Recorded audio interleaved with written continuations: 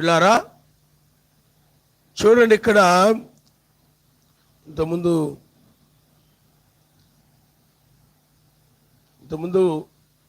కొద్దిగా చెప్పడం జరిగింది ఈ వచనం మీదే.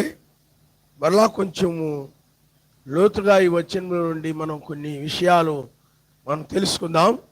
సామెతల గ్రంథము 20వ అధ్యాయము 8వ వచనములో నుండి మనం చదివితే, అంటే 11వ వచనం వరకు కనుక మనం చదివినట్లయితే, క్షమించండి 12వ వచనం వరకు కనుక మనం చదివినట్లయితే, అక్కడ న్యాయ సింహాసనం ఆసీనుడైనటువంటి రాజు తన కన్నులతో చెడుతనమంతను చెదరగొట్టును, నా హృదయమును సిద్ధపరచుకొని ఉన్నానని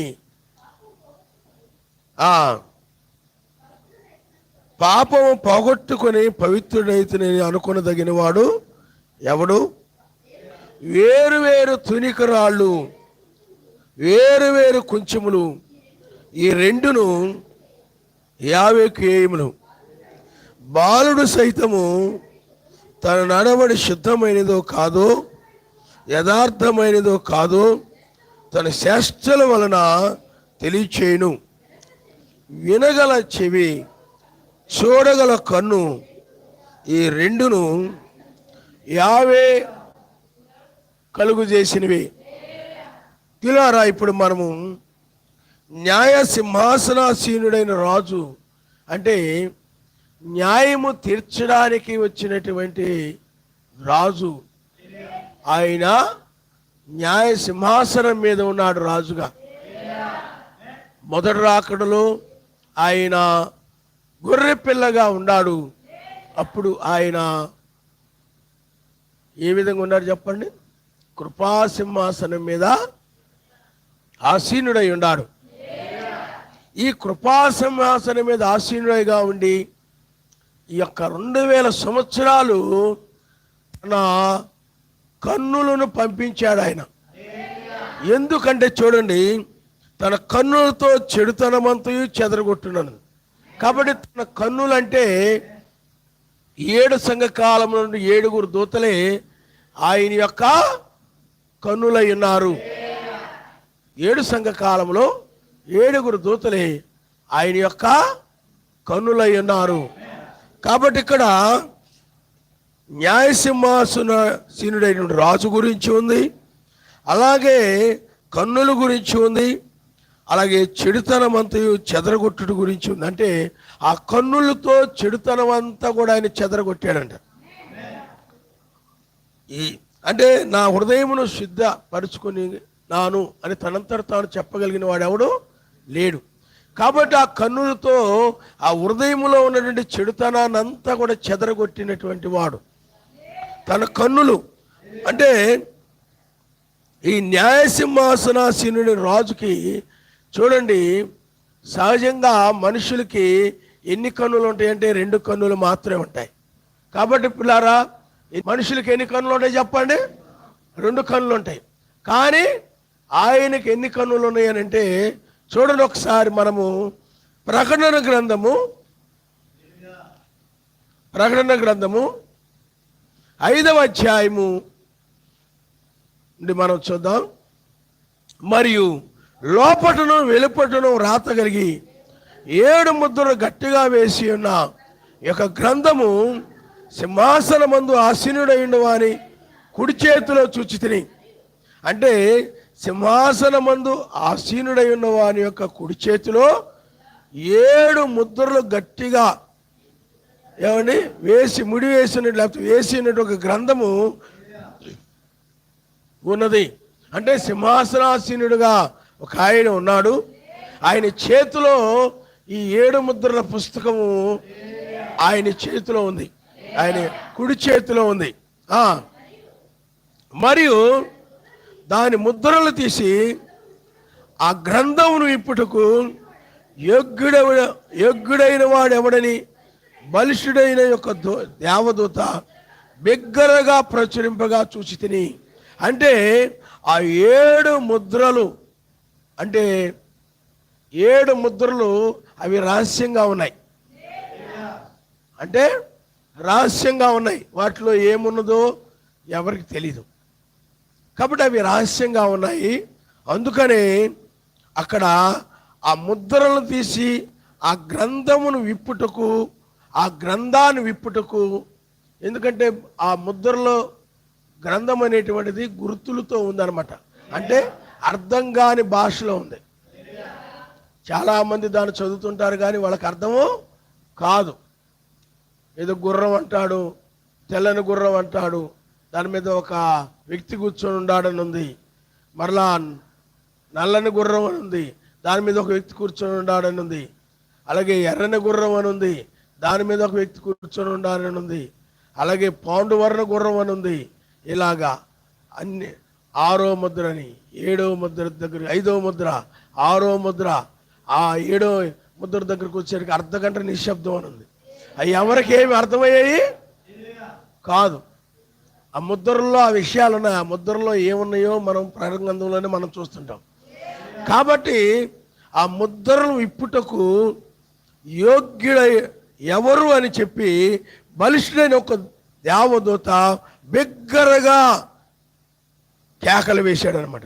అయితే పరలోకమందు కానీ, భూమి మీద కానీ, భూమి క్రింద కానీ ఆ గ్రంథము విప్పుటకైనను చూచుటకైనను ఎవనికని శక్తి లేకపోయాను.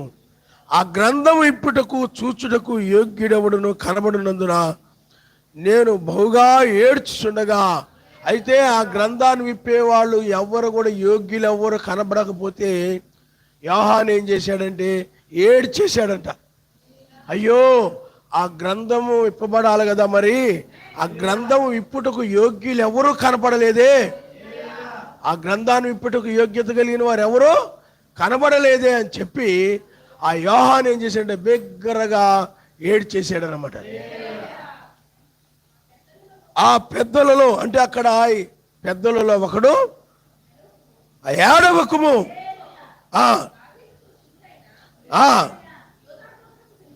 చూడండి, ఇదిగో దావీదుకు చిగురైన యోధా గోత్రపు సింహము,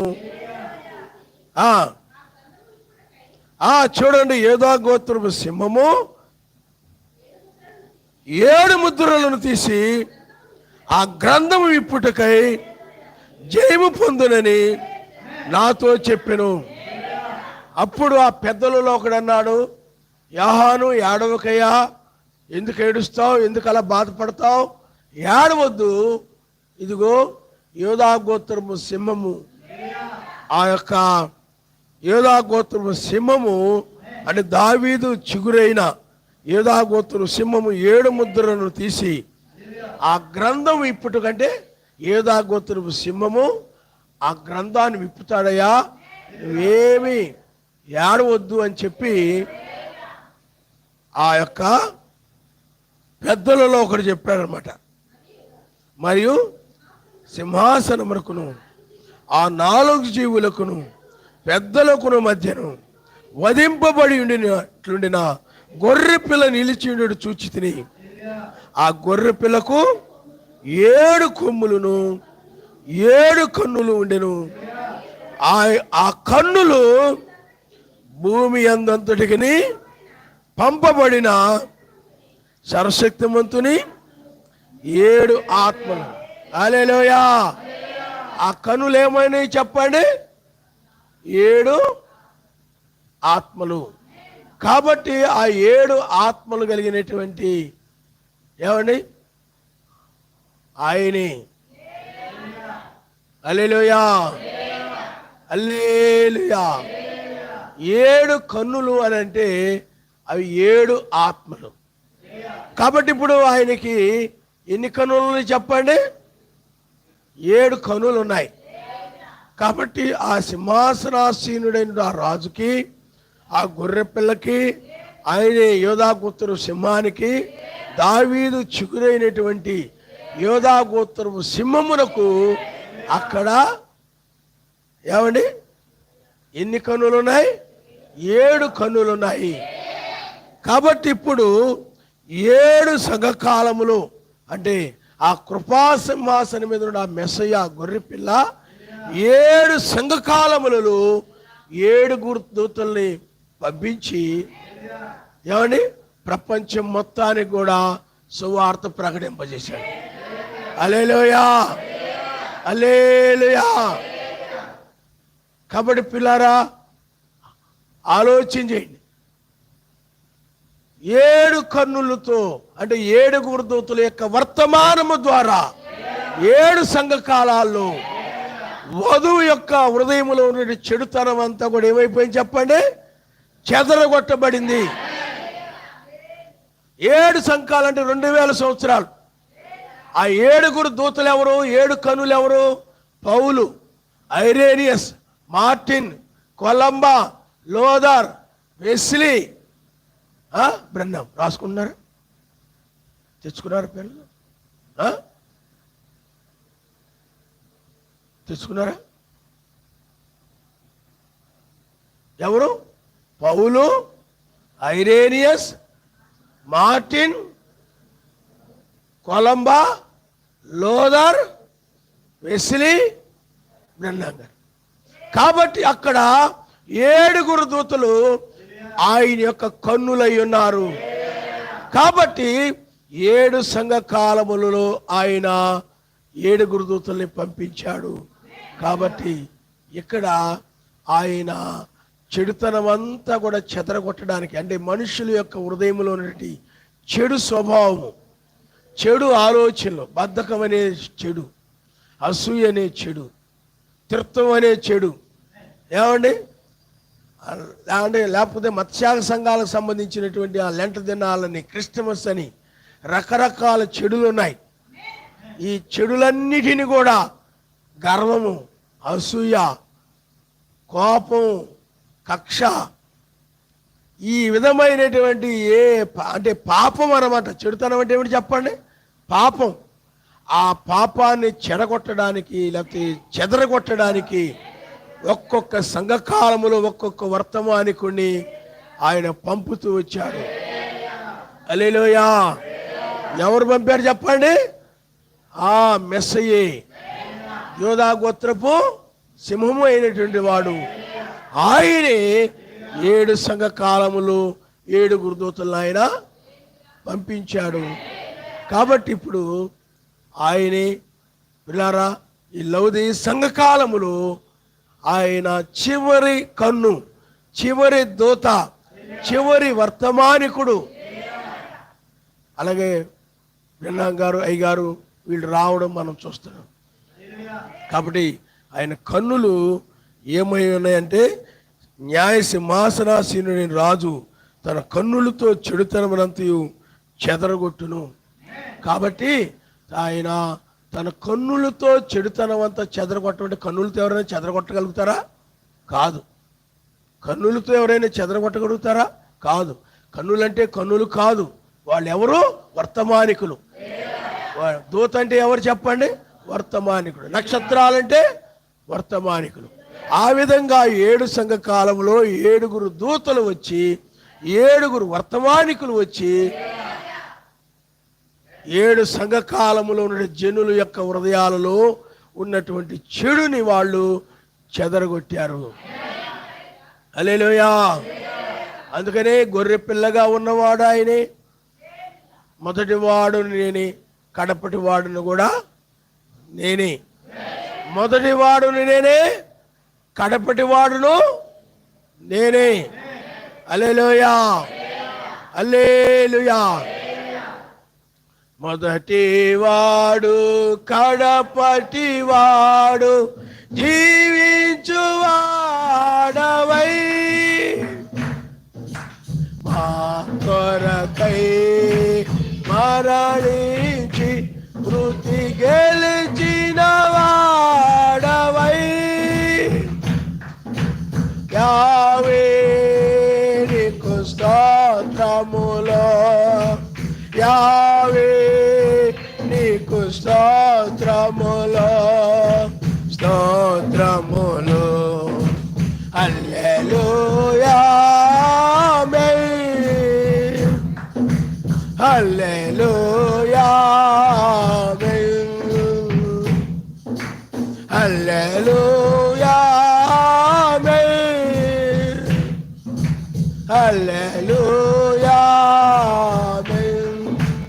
హల్లెలూయా. కాబట్టి మొదటి వాడును కడపటి వాడును నేనే అని చెప్పి, కాబట్టి మొదటి వాడు అంటే మెస్సయ్యే, కడపటి వాడు కూడా మెస్సయ్యే. అందుకని రక్షణ అనేది ఆయన ద్వారా ఆరంభమైంది కాబట్టి మరలా కడపట కూడా ఆయన ద్వారానే ముగించబడుతుంది. అందుకనే 3 రాకడలు ఉన్నాయి. మొదటి రాకడ గొర్రె పిల్లగా వచ్చి రక్తం చిందించాడు. అంటే ఈ 3 రాకడలు కూడా ఆత్మస్వరూపిగా కాదు, భౌతికమైన శరీరముతో, మన వంటి శరీరముతో, ఏమండి అంటే ఒక శరీరముతో రావడమే 3 రాకడలు అంటారు. 3 రాకడలు ఏమన్నా చెప్పండి? 3 రాకడలు భౌతికమైన శరీరంతో. మొదటి రాకడలో ఆయన ఏం చేశాడు? మొదటి రాకడలో ఆయన కన్యక అయినటువంటి ఒక స్త్రీ ద్వారా ఆయన గర్భము ధరించి, అంటే పురుషుడితో సాంగత్యం లేకుండా ఆమె యొక్క కన్యక ద్వారా ఆయన రంగం మీదకి వచ్చాడు. ఆయన అదే దాన్ని కన్యరాశి కన్యక ద్వారా ఆయన భూమి మీదకి వచ్చాడు. అంటే తన ప్రజలు రక్త మాంసములు కలిగిన వారైనందున ఆయన కూడా రక్త మాంసంలో పాలి భాగస్థుడయ్యాడు. హల్లెలూయా, హల్లెలూయా. ఆయనే మరణమును జయించి 8వ దినములో తెల్లవారుజామున ఆయన తిరిగి లేచాడు. ఏ విధంగా తిరిగి లేచాడు చెప్పండి? మహిమ శరీరముతో 33.5 సంవత్సరాలు ఆ భూమి మీద ఉన్నప్పుడు ఆయన మన వంటి శరీరమును కలిగి ఉండి, ఆయన సర్వశక్తిమంతుడై ఉండి మానవుడుగా జీవించాడు.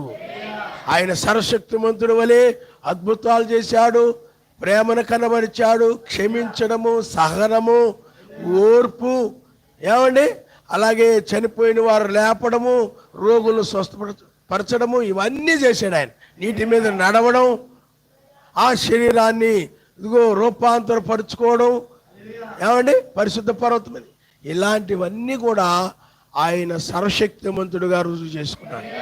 కానీ మానవుడుగా ఆయన ఏం చేశాడు చెప్పండి? మనిషి వలె ఆయన తిన్నాడు, మనిషి వలె ఆయన నడిచాడు, మనిషి వలె ఆయన మాట్లాడాడు, మనిషి వలె ఆయన విశ్రాంతి తీసుకున్నాడు, మనిషి వలె ఆయన ఏడ్చాడు. మీకు అర్థమైందా? అంటే ఆయన సర్వశక్తిమంతుడు, ఆయన సర్వశక్తిమంతుడుగా తన కార్యాలు చేశాడు. అలాగే మనిషిగా కూడా ఆయన తను ఏమై ఉన్నాడో, కాబట్టి అందువల్ల ఆయన ఏమై ఉన్నాడు? మనుష్య కుమారుడు అయినాడు. ఆయన మనుష్య కుమారుడు, ఆయన మనుష్య కుమారుడు. అందువల్ల కన్యరాశిలో ఆయనే పరిశుద్ధాత్మగా పెంతుకోస్తూ పండుగ దినమున ఆ జనులందరి మీద కూడా ఆయన కుమ్మరించుకున్నాడు. అందుకనే ఆయన తిరిగి లేచిన తర్వాత 40 దినాల వరకు కనబడి ఆయన ఆరోహణమై వెళ్ళిపోయాడు. మహిమ శరీరంతో ఏమయ్యాడు చెప్పండి? మరణం లేని శరీరంతో ఇప్పుడు ఆ 2000 సంవత్సరాల నుండి ఇప్పుడు కూడా ఆయన సజీవుడిగానే ఉన్నాడు. 2000 సంవత్సరాలు అనేక మంది మరణించారు ఈ భూమి మీద, కానీ ఆయన తిరిగి లేచిన తర్వాత సజీవుడుగానే ఆయన ఉన్నాడు. కాబట్టి నేను మరలా వస్తానని చెప్పాడు. అయితే మరలా వచ్చేటప్పుడు ఆయన ఎలా వస్తాడు చెప్పండి? సింహముగా, యోధా గోత్రపు సింహముగా ఆయన వస్తాడు. హల్లెలూయా.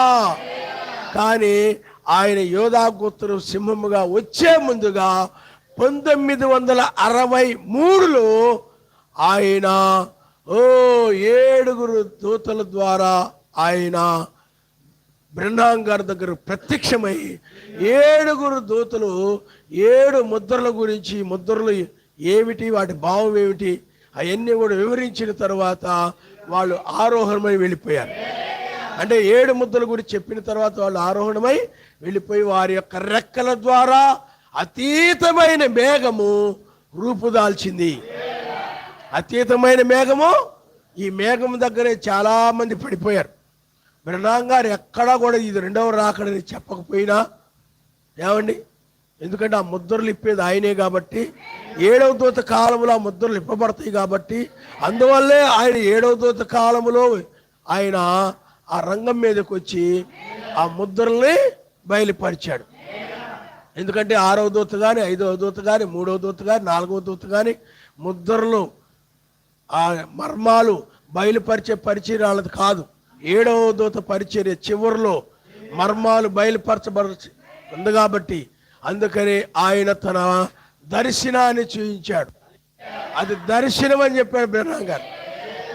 అది సూర్యోదయమైన వర్తమానంలో కానీ, 7వ ముద్రలో కానీ అది దర్శనం అని చెప్పాడు తప్ప అది ఆయన రాకడని చెప్పలా.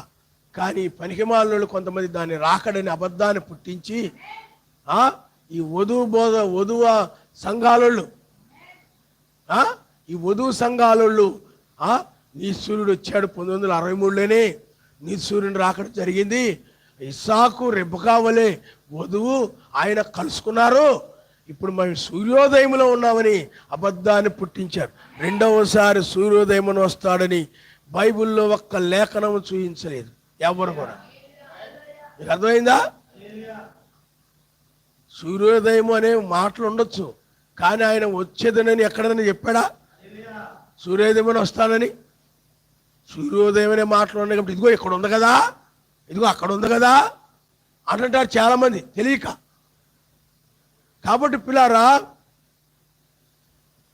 అది సాయంకాలం యొక్క అస్తమయ కాలం యొక్క సూర్యుడు సాయంకాలం అస్తమిస్తాడే, అదే బ్రహ్మం గారి పరిచర్య జరిగింది.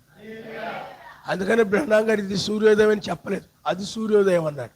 అది సూర్యోదయం అంటే మెస్సీ తిరిగి లేచిన తర్వాత సూర్యుడు ఉదయించాడు, ఆ సూర్యుడు ఉదయించి మెస్సీ తిరిగి లేచాడని చెప్పాడు. మీకు అర్థమైందా? అందుకని సూర్యోదయం మెస్సీ లేవలేదు. కాబట్టి పిల్లారా,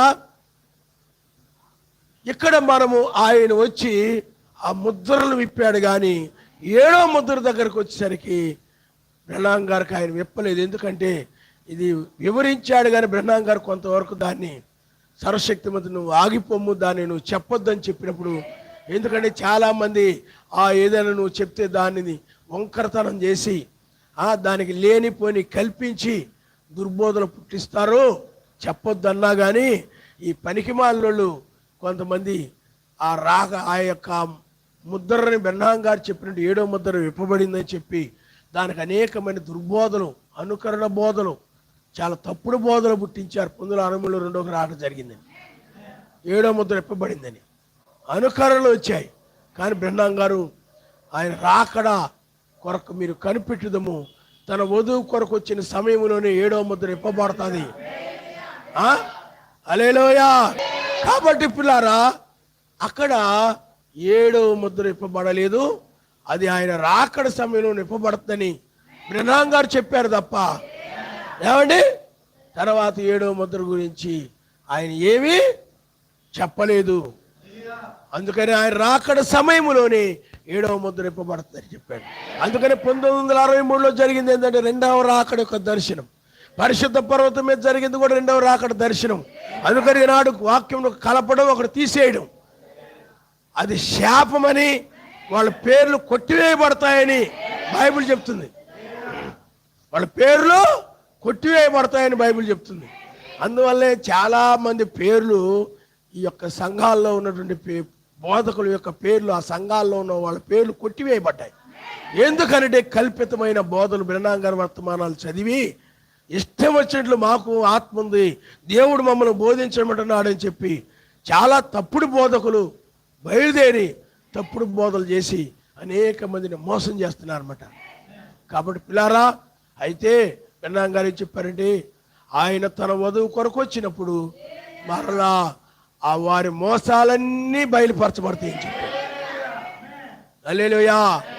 కాబట్టి ఇప్పుడు న్యాయము తీర్చే రాజుగా మహిమ శరీరముతో ఆయన మధ్యాకాశమునకు వస్తాడు.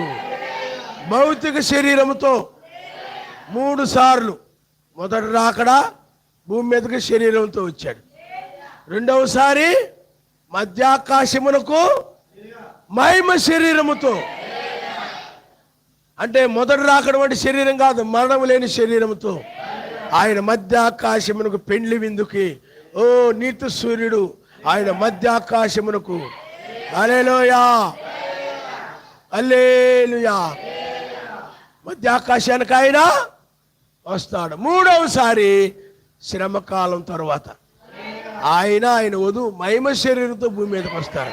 ఇప్పుడు ఈ రెండవ రాకడలో ఆయన ఈ భూమి మీద, ఎందుకంటే న్యాయమైన తీర్పు అనేది మధ్యాకాశంలో జరగదు, భూమి మీద జరుగుతుంది. కాబట్టి ఈ భూమి మీద ఆయన యొక్క రాకడని బయలుపరచుకోవడం కోసము ఆయన మరలా వేకువ దూతగా, వేకువ నక్షత్రముగా, న్యాయాధిపతిగా ఆయన ఇక్కడ బయలుపరుచుకుంటూ ఉన్నాడు. హల్లెలూయా, హల్లెలూయా.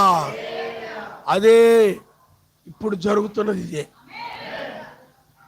అందువల్లే మనం ఇప్పుడు ఆయన వేకువ చుక్క ఎందుకు వచ్చాడు? ఆయన నిన్ను మేలుకొల్పడానికి.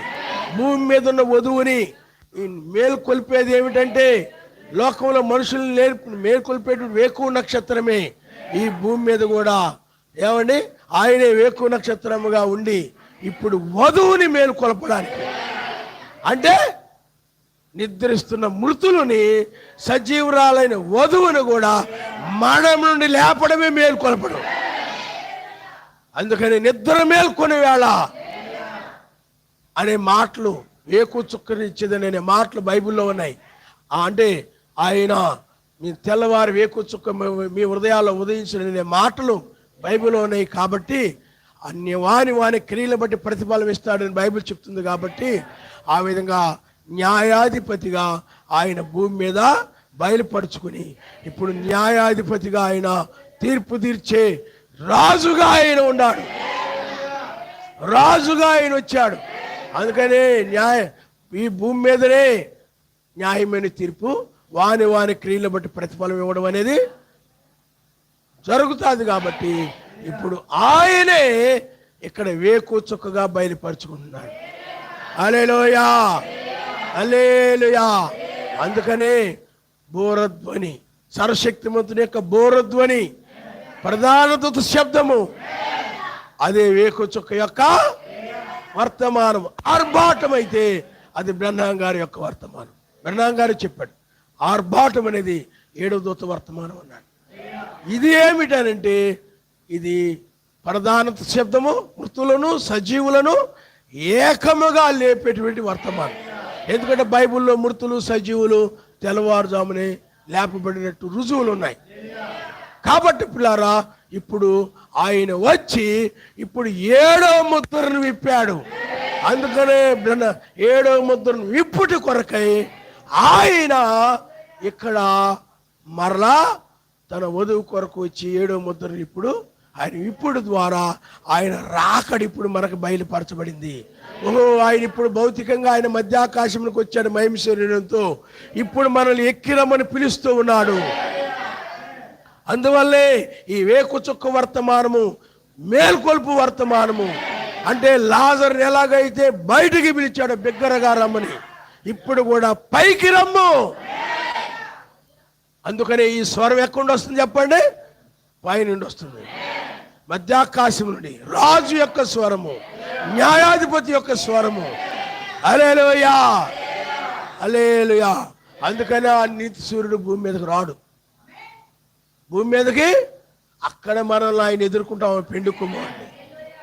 ఇది ఏమై ఉన్నదంటే పెండ్లి కుమారుని యొక్క స్వరం. అందుకనే పెండ్లి కుమారుని స్వరము, పెండ్లి కుమారుడు ఒక్కటే.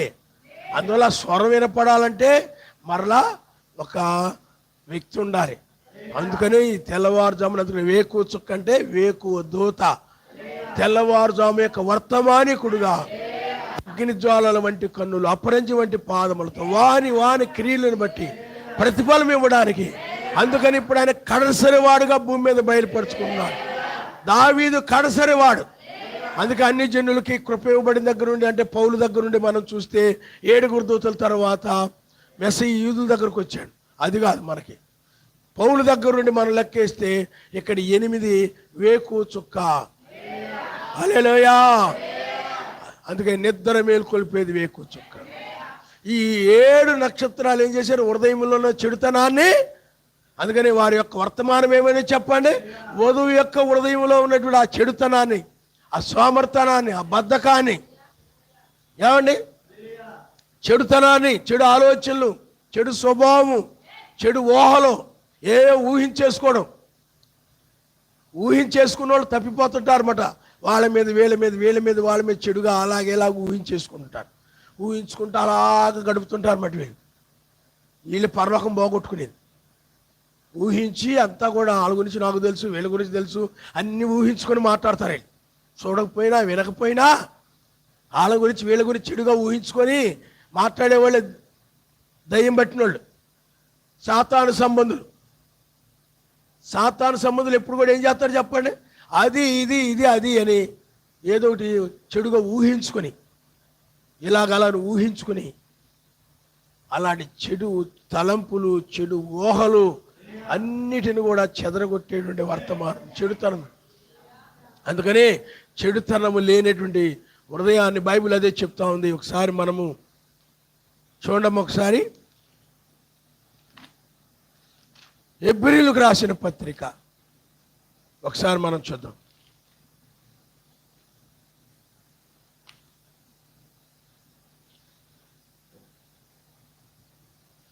హెబ్రీయులకు రాసిన పత్రిక 12వ అధ్యాయము 14వ వచనం, అందరితో సమాధానమును పరిశుద్ధతయు కలిగి ఉండుటకు ప్రయత్నం చేయడం. అందరితో సమాధానంగా ఉండడానికి, ఎవరితో విరోధంగా ఉండకుండా.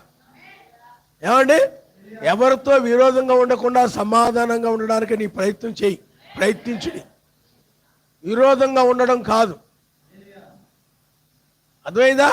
అలాగే పరిశుద్ధత కలిగి ఉండుటకును, ఇతరులతో కానీ నీ జీవితంలో పరిశుద్ధంగా పరిశుద్ధ హృదయముగా.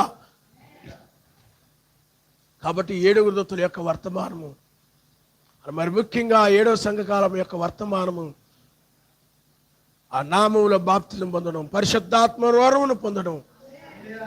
ఏమండి, ఇవన్నీ కూడా వధువు యొక్క హృదయాన్ని చెడుతనం ఏమీ లేకుండా శుద్ధీకరించేవి. అందువల్ల ఇక్కడే ఉన్నాడంటే, పరిశుద్ధత లేకుండా ఎవడును మెస్సీని చూడడు, ఆయన నామనిస్తారు. హల్లెలూయా. కాబట్టి పరిశుద్ధత లేకుండా ఎవడును మెస్సీని చూడడు. అందుకని పరిశుద్ధుడు అంటే ఎవరంటే చెవి కలిగిన వాడు. చెవి కలిగిన వాడు. చూడండి, ప్రకటన గ్రంథము 2:17 ఒకసారి చూడమ్మా. ప్రకటన గ్రంథము 2:17 త్వరగా చూడాలి. 2:17 సంఘములతో ఆత్మ చెప్పుచున్న మాట చెవి గలవాడు వినుగాక. హల్లెలూయా, హల్లెలూయా. ఆత్మ చెప్పుచున్న మాట చెవి గలవాడు వినుగాక. ఆత్మ చెప్పుచున్న మాట చెవి గలవాడు విను. అంటే ఎవరైతే వినగలిగిన చెవులను, అదే ఇక్కడ సామెత గ్రంథంలో రాయబడింది, చెవి వినగల చెవి, చూడగల కన్ను, ఈ రెండును కలుగు చేసిన వాడు సర్వశక్తిమంతుడే. కాబట్టి ఇప్పుడు చెవి కలిగిన వారు వినేటువంటి చెవిని, అంటే వినడం అంటే గ్రహించేటువంటి చెవిని ఆయన ఎవరికైతే కలుగు చేశాడో, ఎవరికైతే ఇచ్చాడో వాళ్ళు మాత్రమే వింటారు. మిగతా వాళ్ళు ఏం చేస్తారు చెప్పండి, వినరు. ఇక్కడ కూడా హృదయ శుద్ధి కలిగిన వారంటే 7వ దూత వర్తమానం వలన, అయ్యగారి వర్తమానం వలన ఎవరి హృదయం అయితే చెడుతనము లేకుండా మంచి హృదయముగా ఉందో, ప్రేమ కలిగిన హృదయముగా ఉందో, లోబడే హృదయముగా ఉందో, తగ్గించుకునే హృదయముగా ఉందో. ఏమండి, ఆ సాకులు చెప్పి ఈ సాకులు చెప్పి ప్రార్థనకి ఎగ్గొట్టకుండా, ఆరాధన మానకుండా, ఏమండి అది కూడా చెడు హృదయమే. మంచి హృదయమే కలిగినటువంటి వారు, మంచి హృదయం. సోమరిపోతే ఏం చెప్తాడు చెప్పండి, ఏదో ఒక సాగు చెప్తాడు. చేయం కుట్టింది అనుకోండి, ఈరోజు నాకు చేయం కుట్టింది, నేను రానంటాడు, ఎగ్గొడతాడు. ఏమిటి, ఎందుకంటే అతనికి చెవి లేదు, వినాలనే ఆసక్తి లేదు, ఆరాధన అంటే ఆసక్తి లేదు, సెల్ ఫోన్ మీద ఉన్న ఆసక్తి, నిద్ర మీద ఉన్న ఆసక్తి, ఊరి మీద తిరగడం మీద ఉన్న ఆసక్తి ఎక్కడికన్నా వెళ్ళండి, బద్ధకం ఉండదు, ఏముండదు. మీకు అర్థమైందా? తనకి ఇష్టమైన చోటుకి ఎక్కడికైనా వెళ్ళాలనుకోండి, ఏమి బద్ధకం ఉండదు, ఏమి ఇబ్బంది ఉండదు. చేయం కుట్టింది కూడా దురద ఉండదు, దోమ కుట్టిన దురద ఉండదు, ఏమీ ఉండదు బద్ధకస్తుడికి. అర్థమైందా? ఆయన సన్నిధికి అనేటప్పటికీ బద్ధకం. అబ్బా చేయి నొప్పుకుంది, లాగు లాగు లాగు లాగు అంటారన్నమాట. ఆ టైంలో ప్రార్థనకు రమ్మంటారని. అర్థమైందా నీకు? అబ్బా ఈ పంత ఏదో అలా ఉంది, నొక్కు, తప్పించుకోవడానికి. అన్నీ కూడా నాటకాలు. సోమరి ఏం చేస్తాడు చెప్పండి? ఆరాధనన్నా ప్రార్థనన్నా అది చెడు హృదయం అనమాట, ఎగ్గొట్టేటువంటి హృదయం అని చెవి.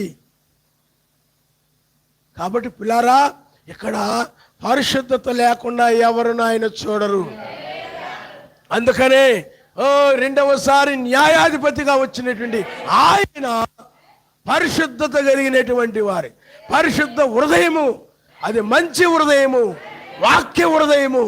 వాక్యం ఎలాగ పరిశుద్ధమైనదో వాళ్ళ హృదయం కూడా వాక్యాన్ని బట్టి పరిశుద్ధంగా మార్చబడింది. కాబట్టి అలాంటి పరిశుద్ధమైన హృదయం కలిగినటువంటి వధువు కొరకై ఆయన ఈ రెండవసారి ఆయన వచ్చాడు. కాబట్టి పరిశుద్ధులు మాత్రమే ఈ రాకడను చూస్తారు, ఆయన ఆమరిస్తారు. అందుకనే బూరధ్వని కూడా ఆయన రాకడన్నాడు బ్రహ్మం గారు. మీకు అర్థమైందా? అందుకని ఆ స్వరము ఇప్పుడు భూమి మీద ఎక్కడి నుండి వస్తుంది? ఇది మధ్యాకాశం నుండి. 7 సంకాలాలు ఎక్కడ వచ్చింది? కృపాసింహాసనం మీద నుండి వచ్చింది. ఇప్పుడు ఇది అందుకనే 1995లో కృపాసింహాసనము తీర్పు సింహాసనంగా మారింది. కాబట్టి ఇప్పుడు ఎవరు దీన్ని వింటారు అయ్యా అంటే పరిశుద్ధులు మాత్రమే, చెవి కలిగిన వారు మాత్రమే, గ్రహించగలిగిన వారు మాత్రమే, చెవి కలిగిన వారు. అందుకనే వధువుకు మాత్రమే వాక్య సంబంధమైన చెవులు ఉన్నాయి, వాక్య సంబంధమైన కనులు ఉన్నాయి, వాక్యాన్ని వినగలిగినటువంటి చెవులు, ఆయన చూడగలిగిన కన్నులు ఆమెకు మాత్రమే ఇచ్చాడు. ఎందుకనంటే ఆమె హృదయము పరిశుద్ధమైంది కాబట్టి. అందుకనే హృదయ శుద్ధి గలవారు ధన్యులు, వాళ్ళు సర్వశక్తివంతుడిని చూస్తారు. ఈ దినాన నెరవేర్చున్న రెండవ రాకడకు సంబంధించిన లేఖలు. ఎందుకంటే రెండవ రాకడకు సంబంధించిందే ఎక్కురమ్మనే స్వరం. మరి మధ్యాకాశానికి వస్తారు కదా, మరి భూమి మీద రెండవ రాకడ అంటే కొంతమంది బ్రహ్మాంగార సంఘాల్లో కొంతమంది బోధకుల్లో అడుగుతున్నారు. మీకు అర్థమైందా? ఎందుకంటే రెండవ రాకడకు సంబంధించిందే ఏమండి, బయటికి రమ్ము, ఎక్కి రమ్ము, పైకి రమ్ము. అది ఆయన గొర్రె పిల్లది కాదు, యోధాగోత్రం సింహం యొక్క స్వరం అది. అందువల్ల ఇది రెండవ రాకడ సంబంధించింది. కాబట్టి వేకు చుక్క రాకడ, రెండవ రాకడ. అందుకని న్యాయాధిపతిగా ఇదిగో తీర్పు తీర్చడానికి వచ్చాను.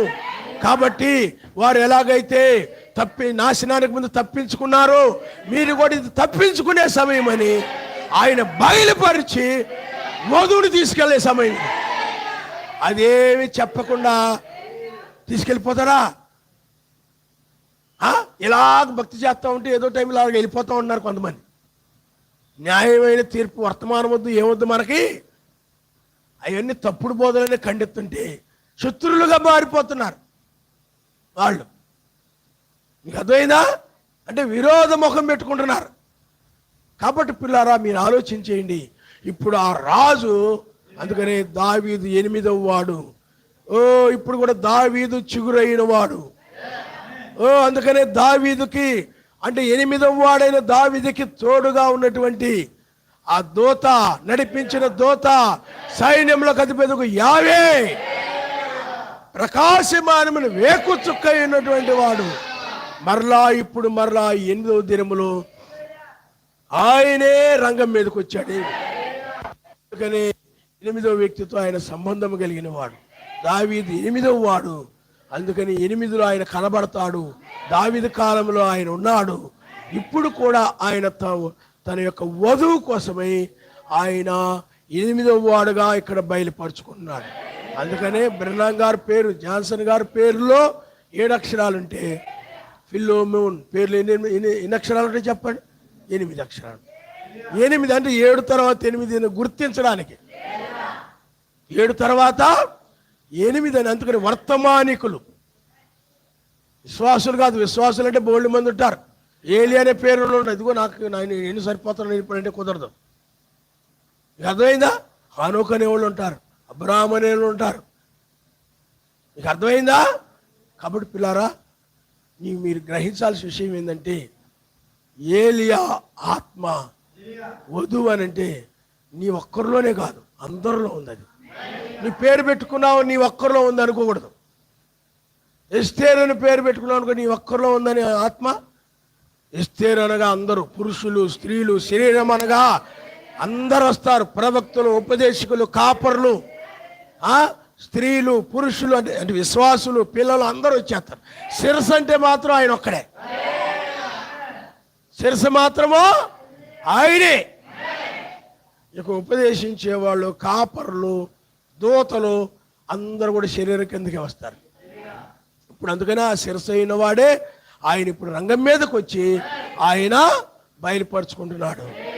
అందుకు 1963లో అది శిరస్సు యొక్క దర్శనం. అది కానీ ఇప్పుడు ఆ శిరస్సు అనగా ఎవరు చెప్పండి? ఆయనే.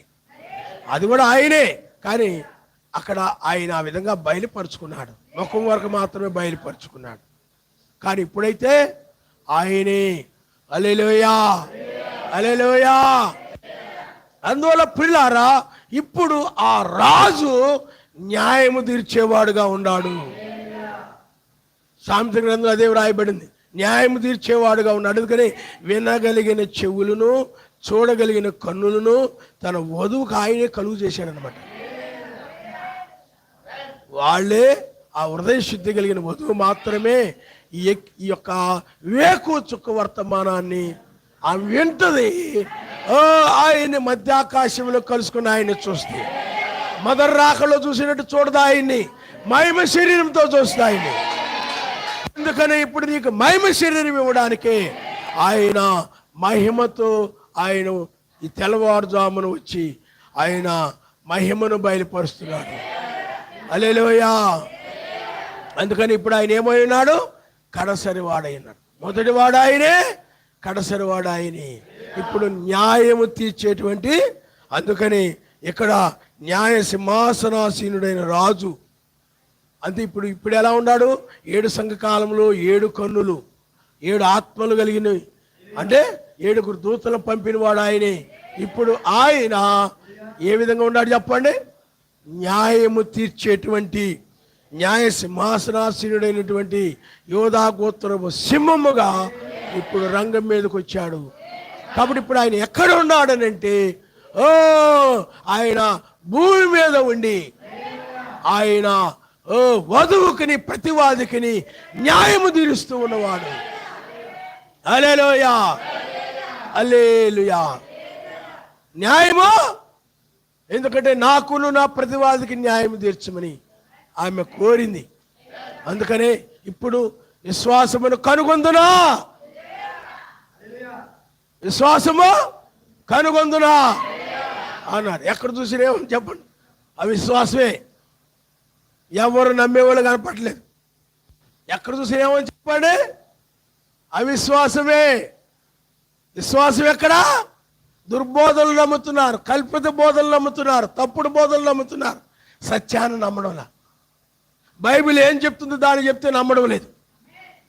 వాక్యం ఏం చెప్తుందో దాన్ని చెప్తే నమ్మడం లేదు. బైబిల్ వేకొచ్చు గురించింది, దాని గురించి చెప్తే నమ్మడంలా. న్యాయము ఆయనే. వారి వారి క్రియలను బట్టి ప్రతిఫలం ఇచ్చేవాడు ఎవరు చెప్పండి? ఆయనే. కాబట్టి ఆ వాక్యం చెప్తున్న దాని వాక్యాన్ని నమ్మడం లేదు ఈ రోజుల్లో. కల్పిత బోధనలు చెప్తుంటే అవి మర్మాలని ఆ దుర్బోధనలు నమ్ముతున్నారు తప్ప వాక్యాన్ని నమ్మడంలా. ఇప్పుడు ఆయన ఎలా ఉన్నాడు చెప్పండి? 7 కన్నులు కలిగిన వాడు, హృదయాలను శుద్ధి చేసినటువంటి వాడు. ఇప్పుడు న్యాయ సింహాసనం మీద ఆసీనుడై ఉండి, ఇది వాని వాని క్రియలను బట్టి ప్రతిఫలము. ఇదిగో నువ్వు నన్ను ఆరాధించావు, ప్రార్థించావు, నా కోసం ఆ యొక్క 3 యూదుల వలె నిలబడ్డావు, ఏలియా వలె నిలబడ్డావు. కాబట్టి ఇదిగో నీకు ప్రతిఫలము నేను తీసుకొని వెళ్ళడానికి వచ్చాను. నీకు నీ శరీరం మార్చబడతాయి, ఈ లోకాన్ని విడిచిపెట్టి బయటకు వచ్చాయి అనేటువంటి పునరుద్ధారము ఆమెకు ప్రతిఫలముగా ఆయన కోసం నిలబడినటువంటి హృదయశుద్ధి కలిగిన వధువుకి ఆయన పునరుద్ధానాన్ని మహిమ శరీరాన్ని ప్రతిఫలంగా ఆయన తీసుకొచ్చాడు. ఆయన హల్లెలూయా, హల్లెలూయా, నిత్య నివాసమును ప్రతిఫలంగా తీసుకొచ్చాడు. అందుకని శిథిలమైపోయే గుడారము ఇంకా శిథిలమైపోకుండా శాశ్వతమైనదిగా ఉండాలని, శాశ్వతమైన గుడారములు ఉండి ఆయన ఆరాధన పొందాలని ఆయన యొక్క మహిమ శరీరాన్ని లేకపోతే నిత్య నివాసాన్ని నీ కోసం ఆయన ఎవరి నివాసములు వాళ్ళకి ఆయన తీసుకొచ్చాడు. ఆయన మనిషి హల్లెలూయా, హల్లెలూయా. ఆయన అందుకనే వధువు ఈ నివాసములతో పైకి ఎత్తబడుతుంది. ఈ మిగతా వారికి ఏంటి చెప్పండి? వాళ్ళ క్రియలను బట్టి వాళ్ళకి ప్రతిఫలం. వాళ్ళ క్రియలు మంచివి కాదు లోకంలో. ఏమండి? అసూయ, గర్వము, చెడుతనము, ఏమండి లోకాశలు, సోమరిపోతనం అంటే బద్ధకం, అది చెడుతనమే. తర్వాత దుర్బోధలు, తప్పుడు సిద్ధాంతాలు, కల్పిత బోధలు, రకరకాల స్త్రీ బోధలు, క్రిస్టమస్సు, లెంట దినాలు, తిరుత్వము, శనివారం ఆరాధన, యెహోవా సాక్షులు, రకరకాల ఆరాధనలు, రకరకాల క్రియలు. వాళ్ళు చేసిన క్రియలను బట్టి, వాళ్ళ చెడ్డ క్రియలను బట్టి వాళ్ళకి ప్రతిఫలం. హల్లెలూయా, హల్లెలూయా. ఆ చెడ్డ క్రియలను బట్టి ప్రతిఫలము నీకు, అంటే ఆ ప్రతిఫలం ఏంటంటే శిక్ష. కాబట్టి ఇప్పుడు ఈ లోకమిక నాశనం చేయబోతున్నాడు. కాబట్టి ఆయన ఇప్పుడు ఎందుకు వచ్చాడు చెప్పండి? న్యాయాధిపతిగా, రాజుగా వచ్చి ఆయన ఇప్పుడు 7వ ముద్రను తెరిచాడు. ఈ 7వ ముద్రను ఎవ్వరు కూడా అనుకరించలేరు. హల్లెలూయా. ఎందుకంటే ఆల్రెడీ అనుకరణలు బోర్డు ఉన్నాయి. కాబట్టి పిల్లారా, ఇప్పుడు ఆయన న్యాయాధిపతిగా వచ్చి 7వ ముద్ర తెరవబడడం ద్వారా ఆయన న్యాయాధిపతిగా 8వ దూతగా ఆయన బయలుపరుచుకున్నాడు. 8 అనగా నూతన సృష్టి, 8 అనగా నిత్యత్వము. ఇప్పుడు మనం కాలంలో నుండి నిత్యత్వంలోనికి వెళ్ళిపోతున్నాం. నిత్యత్వం అంటే ఇక మరణాన్ని చూడకుండా ఉండడం అనమాట. నిత్యత్వం అంటే ఎప్పుడు సజీవులుగా ఉండటం. కాబట్టి ఇప్పుడు మనము కూడా ఈ శరీరాలు మార్పు చెంది కాలంలో నిత్యత్వంలోనికి వెళ్ళడమే. అంటే నిత్యత్వం ఆయన రాజ్యమే. ఎవరైతే ఆయన రాజ్యంలోనికి వెళ్తారో, అంటే నీతి, సమాధాన, పరిశుద్ధాత్మ, ఆనందం కలిగి ఉంటారో వారు ఆయన రాజ్యంలోకి వెళ్ళినట్టు వాళ్ళ శరీరం ఏమవుతుందంటే మార్పు చెంది పైకి వెళ్ళిపోతుంది. అందుకనే అక్కడ మధ్యాకాశములో ఆయన మహిమ శరీరంలో ఉంటాడు, మనము మహిమ శరీరంలో ఉంటాం. మృతులు కూడా మహిమ శరీరంతో వస్తారు. మొదట లేచేది వాళ్ళే. అందరము కూడా మహిమ శరీరాలతో, మరణం లేని శరీరాలతో మధ్యాకాశంలో పెళ్లి జరుగుతుంది. హల్లెలూయా, హల్లెలూయా. 3.5 సంవత్సరాలు ఈ భూమి మీద విడవబడిన వాళ్ళు ఉంటారు. వాళ్ళని ఇంకా ఆయన శిక్షించడం ఆరంభమైంది. ఇక శిక్షించడం అంటే భక్తి చేయని వాళ్ళు, ఆయన నమ్మని వాళ్ళు, బాప్తిజం పొందని వాళ్ళు. బాప్తిజం పొందు, నీ పాపాలు కడిగేసుకో, మారుమనసు పొందు, ఆ చెడుతనాన్ని విడిచిపెట్టేసి నామములో నువ్వు బాప్తిజం పొందు, రక్షణ పొందు. నువ్వు రక్షణ పొందావనంటే ఒకరితో నీవు నీ పాపాలన్నీ కడగబడతాయి అనంటే ఏమి పట్టించుకోకుండా, దాని గురించి ఏమి ఆలోచన చేయకుండా, ఏమి పట్టించుకోకుండా, ఏమి ఆలోచన చేయకుండా, మా నాన్న తీసుకుంటే నేను తీసుకుంటానులే, మా తాత మారాక నేను మారతానులే, మా అన్నయ్య మారాక నేను మారతానులే, మా తమ్ముడు మారాక నేను మారతానులే. అర్థమైందా? అలాగా అలాంటి వాళ్ళు అంకు చూసి నువ్వు బాప్తిజం పొందకుండా ఉంటావు అనమాట. వాళ్ళు పొందారేటి? వాళ్ళ పిల్లలు పొందితే, మా అన్నయ్య మా వాళ్ళు ఉన్నారు కదా, వాళ్ళు పొందలేదు కదా ఇంకా బాప్తిజం. వాళ్ళు పొందితే అప్పుడు పొందాలే, అప్పుడు చూద్దాం. ఎందుకే నీకు కంగారు? వాళ్ళ అమ్మోళ్ళు ఎవరైనా బాప్తిజం పొందొచ్చు కదరా, మారు మనసు పొందరా, రక్షణ పొందరా.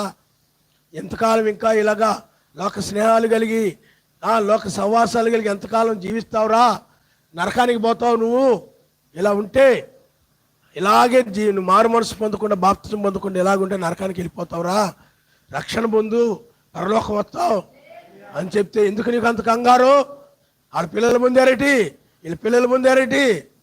వాళ్ళు పొందితే నేను కూడా అప్పుడు పొందుతాలే. దీని అనుకరణ అంటారు. వాళ్ళని చూసి వీళ్ళని చూసి బాప్తిజం పొందేవాడు సరైనడు కాదు. నీ పాపాలు ఒప్పుకొని మంచి జీవితం ఆయన వల్ల జీవించాలనుకుని ఒక నిర్ణయం తీసుకొని ఆ విధంగా పొందేడు బాప్తిజమే సరైంది. హల్లెలూయా. కాబట్టి బాప్తిజం పొందకుండా ఈ వేకుచుక్క వర్తమానం నిరాకరించిన వాళ్ళు ఎక్కిరమ్ము, లోకాన్ని విడిచిపెట్టిరమ్ము, అది నాశనం కాబోతుంది, ఉండదు. ఏమండి? కలిగిన వాడితో నువ్వు సంతృప్తిగా ఉండు, అది ఉండదు అని చెప్పిన నమ్మనటువంటి వారు, అలాంటి అవిశ్వాసులంతా కూడా విడవబడతారు. వాళ్ళు నమ్మలేదు, వస్తున్నారు వింటున్నారు వాక్యం, కానీ నమ్మడం లేదు. నమ్మావనుకోండి ఈ లోకము అందంగా కనపడదు, నీకు నువ్వు బూడిద గొప్పగా కనపడుతుండదు లోకం అంతా. లోకంలో అయినా నీకు అందంగా కనపడవు. నేను వెళ్ళిపోయిన తర్వాత ఎన్ని ఇలా బూడిద గొప్ప అయిపోద్దేమో, ఇలా అందంగా కనపడేదంతా కూడా ఇలా బూడిదగా మారిపోద్దేమో, ఇలాగ భూకంపాలకు అణుబాంబులు దీని మీద పడిపోయి ఎలా అయిపోతాయో అలా అయిపోతే అనుకుంటావు తప్ప, అంతేగాని ఏదైనా లోకంలో ఏదైనా కనపడగానే ఎగబడవు చూడడానికి వెళ్ళి. నువ్వు ఎగబడుతున్నావంటే నీవు ఇంకా లోకంలో ఉన్నట్టే. లోకంలో అయినా కనబడిన వాడిని ఆశిస్తున్నావంటే, కనబడిన వాటినల్లా ఆశపడుతున్నావంటే నీవు ఇంకా లోకాత్మ నీలో ఉన్నట్టే, లోకంలో ఉన్నట్టు. నీకు బయటికి రాలా. బయటకు వచ్చావు అనుకోండి, లోకంలో వాళ్ళు నీకు వెర్రివారు కనబడుతుంటారు. లోకం అంతా అందంగా కనపడదు. ఇది బూడిదైపోద్దురా ఎందుకురా మనకి, ఇది కాలిపోద్దురా ఎందుకురా మనకి, ఈ లోకం ఇక ఉండదు కదరా ఎందుకు అని తలంపులు వస్తాయి. నువ్వు షాప్కి వెళ్ళినా, ఎక్కడికి వెళ్ళినా. నీకు అర్థమైందా? నీకు ఆ తలంపులు రావట్లేదంటే నువ్వు ఇంకా బయటికి రాలా, లోకంలోనే ఉండవు. కనబడిన వాటిని ఆశించి, ఈ బట్టలు అయితే మా అమ్మాయి అందంగా ఉంటుంది చర్చీలు అందరికంటే. నీకు అర్థమైందా? బొమ్మలా ఉంటుంది, కిందకి పైకి దిగుతా. నా సెలక్షన్ బాగుంటుంది తెలుసా? మా అక్క వాళ్ళకి మా చెల్లెళ్ళకి అసలు బట్టలు కొనడమే తెలియదు, నాకు బాగా తెలుసు అనుకుంటాను. అందుకని నా పిల్లలు వేసుకునే బట్టలు ఏం బాగో. మా అమ్మాయి వాళ్ళు వేసుకునే బట్టలు చాలా బాగుంటాయి. స్కూల్లో కూడా అందరూ, కాలేజీలో కూడా అందరూ బాగున్నాయి, నీయే బాగున్నాయి అంటుంటారు. అది సంతోషంగా వచ్చి చెప్తారు పిల్లలు కూడా. మమ్మీ స్కూల్లో నా డ్రెస్ బాగుందన్నారు మా ఫ్రెండ్స్, నా డ్రెస్ బాగుందన్నారు మా ఫ్రెండ్స్. నువ్వు గొప్ప అయిపోతుంటావు ఇలాగా. ఇలా ఉండేదాని కథ ఏమైపోతుంది చెప్పండి? ఇలాగా నేను సెలక్షన్ మంచిది, నా సెలక్షన్ మంచిదని. నువ్వు ఇంకా లోకంలో ఉంటావు. ఆనందాల్లో ఉండవంటే నువ్వు ఇంకా లోకంలో ఉండవు. మారదు శరీరం నీది. ఇంకా అలాంటి ఆలోచనలతో, అభిప్రాయాలతో ఉంటే నీ శరీరము లోక సంబంధమైన వాటి ఆనందంలో, లోక సంబంధమైన వాటిని సంతోషపడుతూ, లోక సంబంధమైన వాటిని బట్టి ఆనందపడిపోతూ ఉన్నావంటే నీవు ఇంకా లోకంలో ఉన్నట్టే. నీవు పరిశుద్ధాత్మ అంటే ఆయన యందు ఆనందంలో ఉన్నావంటే ఇక లోకములో ఏ ఆనందం కూడా దానికి మించిన ఆనందం కాదు.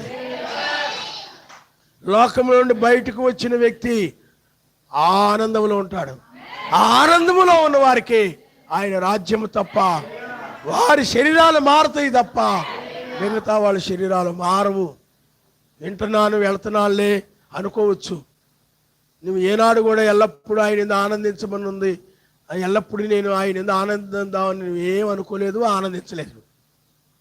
నువ్వు ఆనందించాలని కూడా నువ్వు అనుకొని ఆనందించలేదు, ఏమీ లేదు.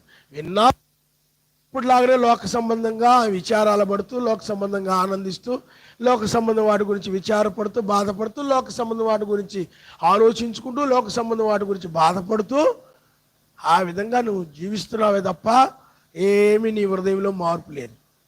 ఇంకా నీ హృదయం లోకంలోనే లోక ఆనందాలు కోరుకుంటుంది, లోక సంతోషాలు కోరుకుంటుంది. అందుకనే అందము మోసకరం. లోకంలో కనబడి ఎంతో అందంగా కనపడుతుంటే నీ బల్లి గుడ్లు వేసుకొని అలాగ గుడ్లగోబి గుడ్లు వేసుకొని బండి మీద వెళ్తా, ఆ గుడ్లగోబి గుళ్ళు అలాగ ఆర్పను కూడా ఆర్పవు, కళ్ళు గుడ్లగోబి కళ్ళు ఆర్పదు. అది చూసావా? అలాగ ఆ లోకాన్ని, లోకంలో అందాన్ని చూసి అందానికి అట్రాక్ట్ అయిపోతాయి నీ కళ్ళు, నువ్వు మోసపోతావు. అలాగే లోకాన్ని ప్రేమించేవారు వీళ్ళు పరలోక రాజ్యానికి రారు వీళ్ళు. ఎందుకంటే అక్కడికి వచ్చినా కూడా వీళ్ళ బుద్ధి అలాగే ఉంటుంది, అక్కడికి వచ్చిన వీళ్ళ స్వభావం అలాగే ఉంటుంది. ఆయన ఎందు ఆనందం ఉండదు వాళ్ళకి. అక్కడికి వచ్చినా కానీ ఏం ఆనందించరు, ఇక్కడే ఉంటారు. కానీ ఆయన ఎందు ఆనందించేవారిది ఆయన రాజ్యం. అక్కడ ఏ ఆనందం ఉంటుందంటే ఆయన ఎందు ఆనందం ఉంటుంది. ఇక్కడ ఆయన ఎందు ఆనందం పొందిన వాళ్ళే పైకి వెళ్తారు. కాబట్టి ఎత్తబడిన వాళ్ళు ఆయన ఎందు ఆనందం కలిగిన వాళ్ళు కాబట్టి ఆ దేశంలో ఆయన ఎందు ఆనందమే ఉంటుంది తప్ప మరి ఏది ఉండదు. ఈ విచారాలు, ఈ లోక ఆనందాలు కలిగిన వాళ్ళు ఏమండి ఇక్కడ వాక్యం విని ఇంటికి వెళ్ళిపోయి ఆ విధంగా లోక సంబంధంగా ఆనందించేవాళ్ళు విడవబడి శ్రమలు పొందుతారు. మటుకిన 3.5 సంవత్సరాలు ఉంటాయి. నువ్వు అప్పుడు ఇప్పుడు ఎంతో స్టైల్గా గోర్లు పెంచుకొని ఆడపిల్లలు ఐబ్రోస్ చెక్కుంటూ అందంగా కనపడాలని 10 సార్లు తుడుచుకో శుభ్రంగా ఉండడం తప్పు అంటలేదు. మనసు అంతా దాని మీద, ముఖం మీదే అందంగా కనపడాలి, అందం మీద మనసు. ఎప్పుడు చూసినా స్టైల్గా ఇలా అండం అలా అండం, ఏంటి ఇలా అండం. విడబడ్డ తర్వాత ఆ తైతక్కలన్నీ పోతాయి. ఇప్పుడు బాగానే ఉంటుంది. పదే అద్దం ముందు నిలబడి చూసుకోవడం, గంటల తరబడి ప్రార్థన టైం అయిపోతున్నా అద్దం వదిలిపెట్టి రారు. అద్దం ముందే దూకోవచ్చు, శుభ్రంగా ఉండకూడదని అట్లా మనస్సు దాని మీదే మందిరాన్ని శుభ్రంగా తలదూకొని మందిరం రావచ్చు, కాదంటలేదు. కానీ పదే నా కళ్ళు బాగున్నాయి, కళ్ళు చూసుకోవడం, ఐబ్రో చూసుకోవడం, ఎదుటోళ్ళతో పోల్చుకోవడం. ఆడవాళ్ళకి మరి ఎక్కువ. నా కళ్ళు ఎలా ఉన్నాయి, వాళ్ళ కళ్ళు ఎలా ఉన్నాయి. నా కళ్ళు పెద్దయే, నా కళ్ళు మా అమ్మ కళ్ళు వచ్చాయి, లేదా మా నాయనమ్మ కళ్ళు వచ్చాయి, లేదా మా అమ్మమ్మ కళ్ళు వచ్చాయినాయి. నా ముక్కు బాగుంది, దూడ ముక్కు, తప్పుడు ముక్కు, అన్నీ బాగున్నాయి కానీ ముక్కు పోలేదు నాది. అలా అనుకుంటూ నువ్వు గనక ఉంటే నీ అందాన్ని నువ్వు అందంగా ఉండాలని కోరుకుంటున్నావు అనమాట. అందాన్ని చూసి ఆనందపడిపోతున్నావు అనమాట. బైబిల్ ఏం చెప్తుంది? అందం మోసకరమో సౌందర్యం వ్యర్థం అనుకోవట్లే నువ్వు. అలాగా పదే అద్దం దగ్గర పదే సబ్బు, డాడీ ఈ సబ్బు మంచిది కాదంట ఎవరో చెప్తారు. ఆయన డబ్బులు ఏ ఉన్నాయో, ఏది మంచిది అయితే ఆ స్థాయిని బట్టి స్థితిని బట్టి కొన్నాడు అనుకోండి, దాంతో సంతృప్తిగా ఉండరు.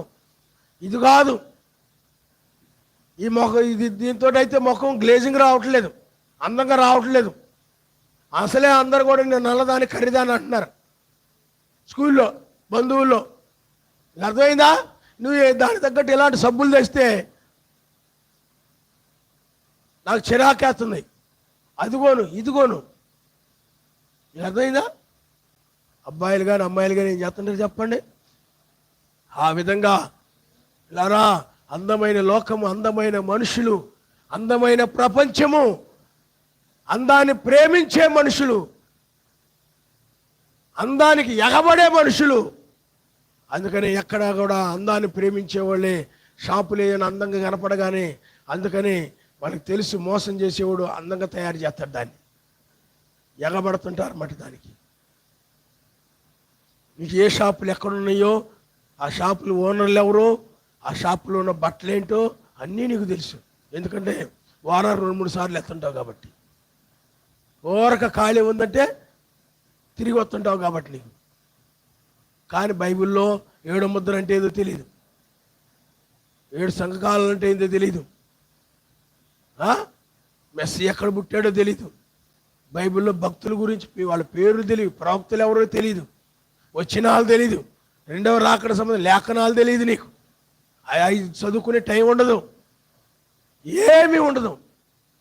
కాబట్టి ఇక్కడ నువ్వు మందిరంలో ఏమి ఎరగనటువంటి బుద్ధిమంతురాలుగా కూర్చొని ఇంటి దగ్గర కనుక ఈ లోక సంబంధమైన ఆనందాలతో కూడినటువంటి ఈ అందాలు చూసుకొని ఆనందపడిపోతూ ఉంటే నువ్వు ఆయన రాకడలో ఈ రాకడలో ఎత్తబాటును పోగొట్టుకుంటావు సుమా. అందంగా ఉండకూడదు, శుభ్రంగా ఉండకూడదు అనేది కాదు. దాన్ని అందము మోసకరము దాని మీద కాదు. హృదయ శుద్ధి మీద దృష్టి పెట్టు. నా హృదయం ఎలా ఉంది, నా ఆలోచనలు ఎలా ఉన్నాయి. నీ బాహ్య స్వరూపము కాదు, అంతరంగ స్వరూపము. నేను నీతిగా ఉంటున్నానా, సమాధానంగా ఉంటున్నానా, నీతి కలిగిన జీవితం జీవిస్తున్నానా. నీతి కలిగిన జీవితం అంటే పరిశుద్ధమైన జీవితాన్ని జీవిస్తున్నానా, సమాధానంగా ఉంటున్నానా, ఆయన యందు ఆనందిస్తున్నానా లేదా. నా అంతరంగ పురుషుడు ఏ విధంగా ఉన్నాడు అది చూసుకోవాలి ఫస్ట్. నీకు అర్థమైందా? అది కాబట్టి ఈ అందమైన లోకం అంతా, అమెరికా చాలా అందమైంది అనొచ్చు. మొన్న ఏమైపోయింది, లాస్ ఏంజల్స్ బూడిద కుప్ప అయిపోయింది, తగలబడిపోయింది. అది సొదొమ గొమొర్రాలా ఉండేది, చాలా భయంకరమైన పరిస్థితిలో ఉండేది. మొత్తాన్ని ఆయన ఏం చేశాడు చెప్పండి, నాశనం చేశాడు. ఆ విధంగానే ఈ లోకము కూడా నాశనం కాబోతుంది సుమా.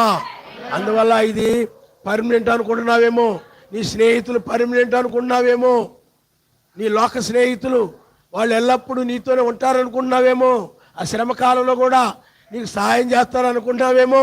వాళ్ళ నెత్తి మీద నీ నెత్తి మీద కూడా పడతాయి. నీకు అర్థమైందా? అణుబాంబులు వాళ్ళ నెత్తి మీద నీ నెత్తి మీద పడతాయి. అప్పుడు నీ స్నేహితులు ఎవరు నిన్ను రక్షించరు. అందుకనే తల్లిదండ్రులు వెళ్ళిపోతే పిల్లలు ఎడవబడచ్చు. ఎందుకంటే వాళ్ళు బాప్తిజం పొందలేదు, రక్షణ పొందలేదు, సరిగా ఆరాధనకు రాలేదు, ఏమీ లేదు. ఏమండి, విడిచిపెట్టబడే పరిస్థితి. కాబట్టి పిల్లారా, నువ్వు ఆలోచన చేయండి. సరస్వతి మీద ఉగ్రత నీ మీద పడినప్పుడు నువ్వు ఒక స్పూన్ బూడిదిగా మారిపోతావు. విడవబడిన వాళ్ళ పరిస్థితి చెప్తున్నాను. నువ్వంటే విడవబడిన వాళ్ళ గురించి, వధువు గురించి కాదు.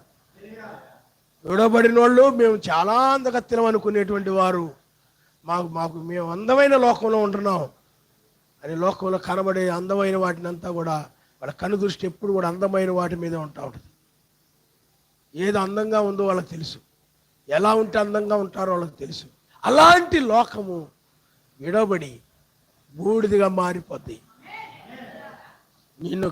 అందుకనే ఒక వ్యక్తిని కాల్ చేస్తే చిన్న స్పూన్ అంత బూడిదైపోతాడు. అలాంటి భయంకరమైన పరిస్థితి భూమి మీద రాబోతుంది. ఆయన్ని నువ్వు నిర్లక్ష్యం చేస్తున్నావు. ఆయన ఉగ్రతను నువ్వు సీరియస్గా తీసుకోవట్లేదు. నాకేం అవ్వదులే, నన్ను ఏం చేయలే, ఇదేం అవ్వదులే. ఆయన ఉగ్రతని నీవు తక్కువ అంచనా వేస్తున్నావు. ఆయన వర్తమానాన్ని నువ్వు తక్కువ అంచనా వేస్తున్నావు. పట్టించుకోకుండా నిర్లక్ష్యంగా ఉంటున్నావు. అప్పుడు విడవబడ్డాక నీవు భయంకరమైన శ్రమలు, మహాశ్రమలు భూమి మీద ఉంటాయి. ఇప్పుడు ఏమి శ్రమలు, ఇప్పుడు ఉన్నటువంటి భూమి మీద ఉన్న శ్రమలు అవి పెద్ద శ్రమలేం కాదవి. నీకు అర్థమైందా? భయంకరమైన శ్రమలు 3.5 సంవత్సరాలు. అది భూమిని శుద్ధీకరణ జరుగుతుంది 3.5 సంవత్సరాలు. భూమి మీద ఏం చేస్తాడు చెప్పండి? ఈ అవిశ్వాసులు అనే వాళ్ళని లేకుండా ఆయన్ని నమ్మినటువంటి వారే తప్ప, ఆయన్ని వాక్య ప్రకారంగా జీవించినటువంటి వారే తప్ప ఈ పనికి మాలిన మనుషులందరూ కూడా ఈ కుర్రోళ్ళని, లోకాన్ని, అన్ని దేశాల్లో ఉన్న వారు మొత్తాన్ని కూడా ఆయన తుడిచిపెట్టారు. చాలా భయంకరమైన పరిస్థితి జరుగుతుంది. ఇలాగే ఉంటుంది అనుకుంటున్నావేమో, ఇలాగే జరుగుతుంది. నాకేం భక్తి అవసరం లేదు, ప్రార్థన అవసరం లేదు, ఆరాధన అవసరం లేదు, మందిరం అవుతూ నాకు పని లేదు, నేను ప్రార్థన చేసుకొని వచ్చి చేసుకోవాల్సిన అవసరం నాకు లేదు, మందిరంతో నాకు అవసరం ఏంది, ఇంటి దగ్గర చేసుకుంటాను. నేను బుధవారం రాను, శనివారం రాను, నేను పడుకొని చేసుకుంటానులే. అర్థమైందా? అయితే నాకు పని ఉంది, ఆ పని ఉంది, ఈ పని ఉంది, నేను వెళ్ళాలా, మీరు వెళ్ళండి. పిల్లారా, నిర్లక్ష్యం చేస్తున్నాము. విడవబడితే ఎవ్వరు నిన్ను కాపాడు. ఈ సంవత్సరం ఎత్తబాటు జరగవచ్చేమో, ఈ సంవత్సరంలో, లేకపోతే ఈరోజు జరగవచ్చేమో, ఎప్పటికప్పుడే ఈరోజే జరగవచ్చు, ఈ క్షణమే జరగవచ్చు అన్నట్టుగా ఎల్లప్పుడూ ప్రార్థన చేసుకుంటూ జాగ్రత్తగా ఉంటేనే ఇప్పుడు అంతేగాని నువ్వు ప్రార్థన మర్చిపోయి లోక పనుల్లో పడి వాటిల్లో పడిపోయి వీటిల్లో పడిపోయి ఆయన కార్యాలు మర్చిపోయి ఆయన పనులు మర్చిపోయి ఆయన పరిచర్య మర్చిపోయి ఏమండి నువ్వు అసలు ఏమోనావు కూడా మర్చిపోయి అన్ని జనులకి వెళ్ళిన దగ్గరికి వెళ్ళినప్పుడు నువ్వు ఆయన బిడ్డవన్న సంగతి మర్చిపోయి పరిశుద్ధంగా ఉండకుండా వాళ్ళు నువ్వే ఒకటి అనుకొని వాళ్ళలాగా ప్రవర్తించినట్టయితే నువ్వేమైనావు నువ్వు మర్చిపోయినట్లు లెక్క. ఇజ్రాయెల్ అలాగే ఐగుప్తులో ఉన్నప్పుడు మేము అబ్రాహాము సంతానం అన్న విషయం వాళ్ళకి తెలుసు. కానీ బయటకు వచ్చిన తర్వాత కొంతకాలానికి వాళ్ళు ఏమైనారో మర్చిపోయారు. మేము ఇజ్రాయెల్మి, మేము ప్రత్యేకంగా ఉండాలి, మేము ఆయన బిడ్డలమి, మేము పరిశుద్ధులమి, మేము ఏర్పరచబడిన వాళ్ళమి అని ప్రత్యేకంగా ఉండాలి. దానికి బదులుగా మర్చిపోయి అన్యులతో పాటు తిరగడం, అన్యులు తినడం, అన్యులతో పాటు తాగడం, అన్యులతో పాటు వీడియో గేమ్లు ఆడడం, అన్యులతో పాటు పార్టీలకు వెళ్ళడం, ఫంక్షన్లకు వెళ్ళడం, అన్యులతో పాటు అన్ని స్త్రీలు వివాహం చేసుకోవడం, ఏమండి వ్యభిచారాలు చేయడం, విగ్రహారాధనలు చేయడం, వాళ్ళతో పాటు పగలు, కోపాలు, కక్షలు అన్ని జనుల మధ్య ఎన్ని కలిగి వీళ్ళే ఆ విధమైన భయంకరంగా తయారైపోయారు. ఎవరు? ఇజ్రాయెల్. వాళ్ళు ఏమైనారో వాళ్ళు మర్చిపోయారు. అయ్యో మెస్సీ లాంటి వాళ్ళ మెస్సీ యొక్క స్వరూపం కలిగిన వారు అన్న విషయం కనుక వాళ్ళకు గుర్తున్నట్లయితే మెస్సీ వలె ప్రవర్తించేవాళ్ళు. అర్థమైందా? కాబట్టి పిల్లారా, మీరు ఆలోచన చేయండి. ఇప్పుడు ఆయన రాజుగా ఉన్నాడనే విషయాన్ని మర్చిపోకండి. భూమి మీద ఆయన రాజుగా బయలుపరుచుకుంటున్నాడు, న్యాయాధిపతిగా బయలుపరుచుకుంటున్నాడు, యోధా గోత్ర సింహముగా బయలుపరుచుకుంటున్నాడు. ఇప్పుడు 6 ముద్రలు ఇప్పినటువంటి ఆయనే ఇప్పుడు 7వ ముద్రను ఆయన విప్పాడు. 7వ ముద్ర ఏమైనా చెప్పండి, అన్నిటి యొక్క అంతం. 7వ ముద్ర యొక్క అంతం, ముగింపు, తీర్పు అన్నీ కూడా ఇప్పుడు జరుగుతున్నాయి. అందుకని 7వ ముద్ర కనుక విప్పబడితే కాలం యొక్క ముగింపు, మరలా నిత్యత్వం యొక్క ఆరంభమై ఉన్నది. హల్లెలూయా, హల్లెలూయా. కాబట్టి పిల్లారా, విడవబడిన వారి పరిస్థితి మాత్రము చాలా ఘోరంగా ఉంటుంది. అప్పుడు ఎవ్వరు నేను రక్షించరు. ఇప్పుడు మమ్మంది మా నాన్న ఉండాలే, వాళ్ళు పెడుతున్నారు, నేను తింటున్నాను కదా, తిరుగుతున్నాను కదా, బాగానే అనుకుంటున్నావేమో. నాకు ఇంకా మెసేజ్ తోటి అవసరం ఏముంది, ఆయన పాటలు నేర్చుకోవాల్సిన అవసరం ఏముంది, ఆయన స్థితి ప్రార్థన చేసుకోవాల్సిన నాకు అవసరం ఏమి లేదు, నాకేం తక్కువ కాబట్టి, నాకేమి లోటు కాబట్టి అనుకుంటున్నావేమో. ఏమి బాప్తిజం గురించి ఆలోచన చేయకుండా, మారు మనసు గురించి ఆలోచన చేయకుండా, ఆయన రాజ్యం గురించి ఆలోచన చేయకుండా, ఏదో పనికి వెళ్తున్నాను, డబ్బులు సంపాదిస్తున్నాను, మా అమ్మకి ఇస్తున్నాను, మా నాన్నకి ఇస్తున్నాను, వాళ్ళు సంతోషపడిపోతున్నారు, చాలే అనుకుంటున్నామేమో. ఆ మారు మనసు గురించి ఆలోచన చేయకుండా, కాలేజీకి వెళ్తున్నాను, మార్కులు తెచ్చుకున్నాను, చూపిస్తున్నాను కదా, మా అమ్మ ఆనందపడిపోతుందిలే, మా అమ్మ నా చదువు మీద పెట్టినంత దృష్టి ఆ భక్తి మీద ఏం పెట్టదులే, ప్రార్థనకు రాకపోయినా పెద్దగా పట్టించుకోదు, కానీ కాలేజీకి మానితే మాత్రం ఊరుకోదు. అర్థమైందా? కాలేజీ మాత్రం మానితే ఊరుకోదు, ప్రార్థనకు వెళ్ళదు, రాకపోతే ఏం మాట్లాడదు. అప్పుడప్పుడు అర్థమైందా? ఆలోచన చేయండి. విడవబడితే మాత్రం చాలా భయంకరమైన పరిస్థితి. ఇప్పుడు 7 కన్నులు కలిగిన వాడు, ఆ 7 కన్నుల తర్వాత ఇప్పుడు అంటే 7 కన్నుల ద్వారా ఎవరి హృదయాల్లో అయితే ఆయన శుద్ధి చేశాడో అలాంటి ఆ యొక్క 7వ దూత వర్తమానం ద్వారా శుద్ధి పొందినటువంటి హృదయం, శుద్ధి పొందినటువంటి వధువు కొరకు ఆయన వచ్చాడు. అందుకనే మంచి హృదయం కలిగిన వారు శుద్ధి అంటే పరిశుద్ధ హృదయం కలిగిన వారు, హృదయ శుద్ధి కలిగిన వారు, అవిశ్వాసం అనే పాపము లేనటువంటి వారు, నిజమైన విశ్వాసులు ఈ రాకడను చూస్తారు తప్ప, ఈ పునరుద్ధానాన్ని చూస్తారు తప్ప, ఈ ఎత్తబాటును చూస్తారు తప్ప, ఆయన కలుసుకోవడం చూస్తారు తప్ప, ఆయన చూస్తారు తప్ప. వాళ్ళకే చూసే కనులు ఇచ్చాడు. ఈ మిగతా వారు ఆయన పిల్లలు కాదు, సాతాను సంబంధులు, వాళ్ళు అవిశ్వాసులు. వాళ్ళ హృదయం అవిశ్వాసపు హృదయమే, చెడ్డ హృదయం, అపవిత్రమైన హృదయం. నమ్మరు వాళ్ళు దీన్ని కూడా. ప్రతిదీ కూడా తోమాలంటూ ఉంటారు. చివరిగా తోమా కనపడ్డాడు ఆయన. కనులతో చూస్తేనే తప్ప ఏమండి, నేను నమ్మను, మీరు చెప్తుంది నేను వినను, చూస్తే నేను నమ్ముతాను అన్నాడు. కొంతమంది ఏం చెప్తారు చెప్పండి, నేను ఏదైనా చెప్పాను కూడా నమ్మను. ప్రవక్త గారు ఇలా చెప్పారంటే నమ్ముతారన్నమాట. ఇప్పుడు నాకు బాగా నమ్మకం కలిగింది పాస్టర్ గారు, తోమా లాంటి వాళ్ళు. అర్థమైందా? తోమా లాంటి వాళ్ళు. అందుకని తోమా లాంటి వాళ్ళ కోసమే రాస్తుంటాను, నేను చెప్తుంటాను. బ్రహ్మాం గారు ఇలా చెప్పారు అంటాను. ఎందుకంటే ఇక్కడ బైబిల్లో చూసి చెప్పినా నమ్మను, అనుమానం ఎక్కువ. ఆయన మా ఇంట్లో వాళ్ళే నమ్మడండి, మమ్మల్నే నమ్మడం ఆయన. అనుమానం. మేము ఏదైనా చేసినా కూడా నమ్మడం ఆయన. అర్థమైందా?